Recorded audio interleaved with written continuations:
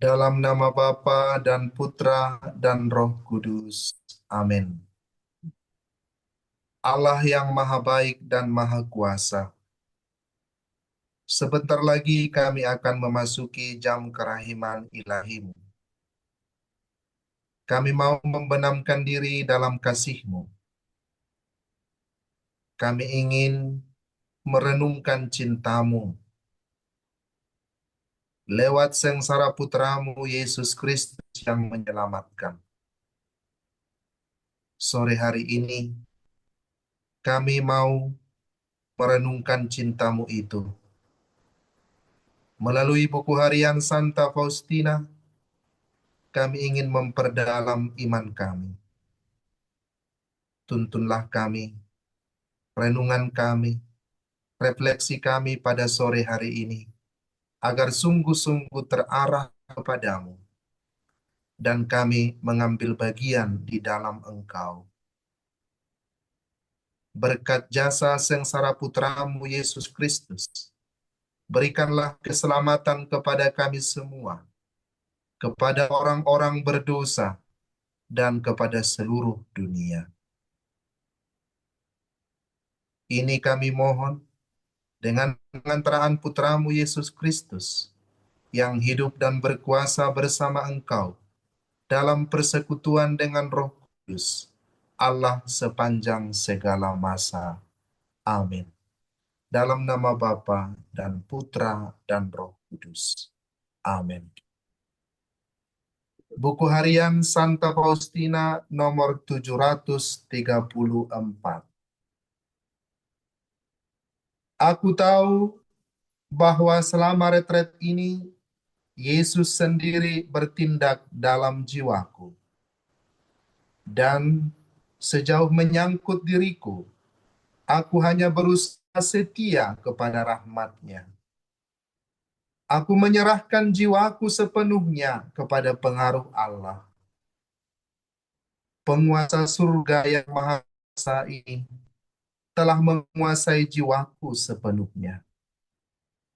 Aku merasa bahwa aku sedang diangkat mengatasi bumi dan surga, masuk ke dalam kehidupan batin Allah.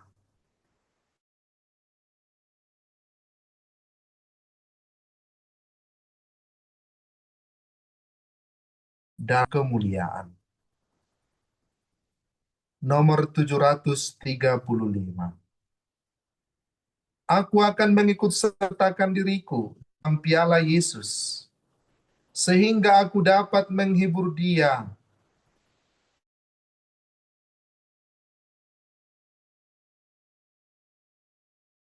akan melakukan segala sesuatu untuk menyelamatkan jiwa-jiwa. Dan aku akan melakukannya lewat doa serta penderitaan.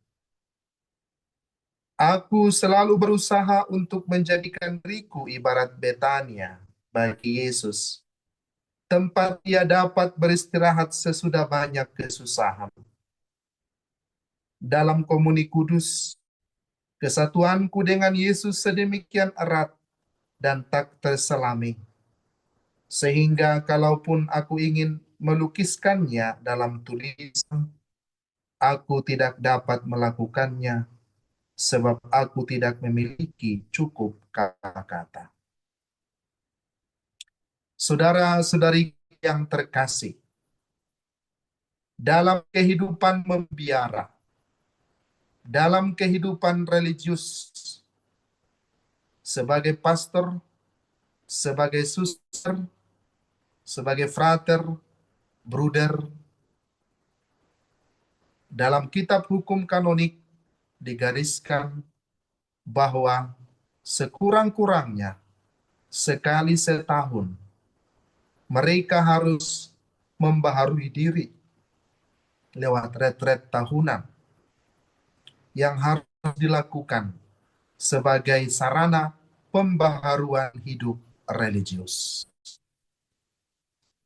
Demikianlah apa yang dialami oleh Suster Faustina pada masa hidupnya. Dia menjalani banyak retret pembaharuan kaul, retret untuk persiapan kaul kekal, juga retret-retret lainnya. Dan dalam nomor 734 catatan hariannya, dia menuliskan bahwa selama retret, Yesus sendiri bertindak di dalam jiwanya. Dan Santa Faustina menyadari, menyangkut dirinya sendiri, dia selalu berusaha setia kepada rahmat Allah. Santa Faustina menyerahkan jiwanya sepenuhnya kepada pengaruh Allah. Dia sadar bahwa dia adalah alat di tangan Tuhan. Dia menyadari bahwa sepenuhnya jiwanya adalah milik Tuhan. Dan Tuhan itu adalah penguasa surga yang maha kuasa. Dan dialah yang menguasai jiwanya sepenuhnya. Dan Santa Faustina merasa bahwa Allah sendiri di dalam batinnya mengangkat dia kepada kehidupan batin, kepada kehidupan Allah sendiri. Dan dalam hidup batin yang mendalam itulah dia merasakan kemesraan, kesatuan dengan Allah. Dan di dalam batinnya, Santa Faustina mengenal Bapa, Putra, dan Roh Kudus, yang adalah satu di dalam kemuliaan. Santa Faustina menyadari dengan sungguh bahwa cintanya kepada Allah bersatu dengan cinta Sang Putra kepada Bapa. Yang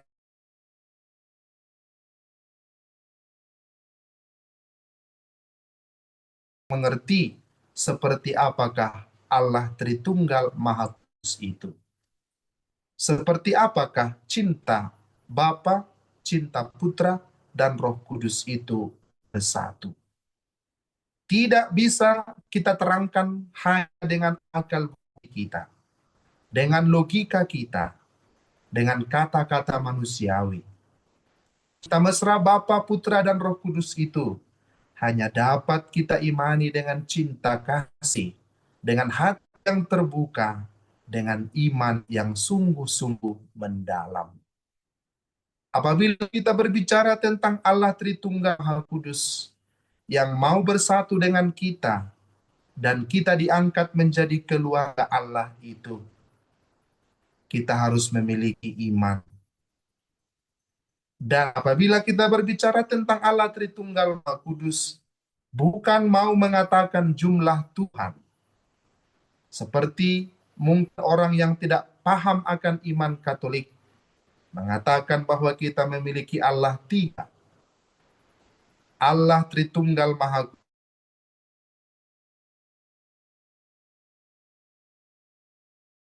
Kudus kepada kita lewat kitab suci bukanlah untuk mengatakan jumlah Tuhan, tetapi mau mengatakan cara Allah berada. Allah mewahyukan dirinya bahwa dia adalah Allah Bapa, dia adalah Allah Putra, dia adalah Allah Roh Kudus. Allah sendiri yang mengungkapkan siapa dirinya kepada kita. Bukan manusia yang mengungkapkan misteri Allah, tetapi Allah sendiri yang mengungkapkan misterinya kepada kita. Sehingga kita bisa mengerti bahwa ternyata Allah itu adalah Bapa, Allah itu adalah Putra, Allah itu adalah Roh Kudus, dan tiganya adalah satu.